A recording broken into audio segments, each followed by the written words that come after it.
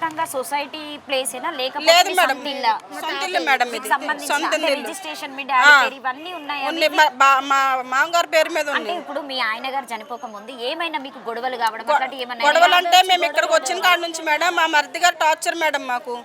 అసలు ఇంట్లో ఉండొద్దు. చనిపోక ముందు నుండి చనిపోయే ముందు నుంచి మేడం మాకు టార్చర్. వీళ్ళ ఇంటికి ఎందుకు తీసుకొచ్చావు, వీళ్ళు ఎవరో, వీళ్ళు అన్ని తినేస్తున్నారు, అన్ని ఉంటున్నారు, వీళ్ళని ఎందుకు చూస్తున్నావు, వీళ్ళని పంపించేస్తావా పంపివా మీరు ఎన్ని సంవత్సరాలు అవుతుంది ఇక్కడ ఉండబట్టి?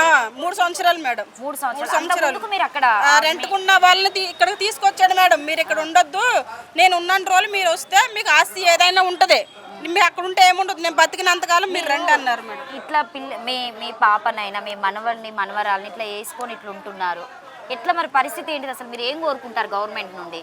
మేము ఏమంటలేదండి, నేను మా అమ్మాయికి రక్షణ కావాలి, ఆయన సంపాదించిన షట్టర్లో కావాలి, మరి పిల్లల్ని చదివించుకోవాలి, పిల్లల మేనేజర్ ఉంది, మరి ఆ పిల్లకి ఆధారం ఏంటంటే ఏమీ లేదు, అది పిల్లకి ఉంటుంది నీడ. మీరు అమ్మమ్మ అవుతారా? ఎట్లా మరి ఇట్లా చూస్తుంటే ఈ పరిస్థితి ఏంటి? అసలు మాకే చాలా దారుణం అనిపిస్తుంది. చాలా బాధగా ఉంది మేడం.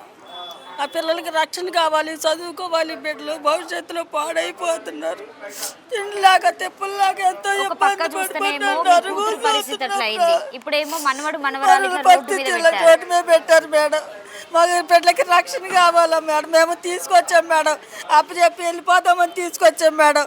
మేము వచ్చేసరికి తాళాలు వేసుకున్నారు మేడం, తీసుకురమ్మని డబ్బులు ఇచ్చింది. చెప్పు నువ్వు ఫైనల్ గా మీ తాతయ్యకైనా బాబాయ్కైనా కూడా మాకైతే రూమ్ రెంట్లు ఇస్తే ఇవ్వాలి, కానీ మాకు ఇప్పుడు మాత్రం మా రూమ్ మాకు కావాలి, ఉండడానికి మాకు ప్లేస్ ఇవ్వాలి, ఫస్ట్ మాకు షెల్టర్ కావాలి, మా డాడీకి ఉన్న ఆస్తి మొత్తం మాకు కావాలి, మాకు ఇప్పుడు షెల్టర్ కావాలి, షెల్టర్ కావాలి, ప్లస్ మా డాడీకి ఉన్న ఆస్తి మొత్తం కావాలి, అదొకటి మేము కోరుకుంటున్నాం.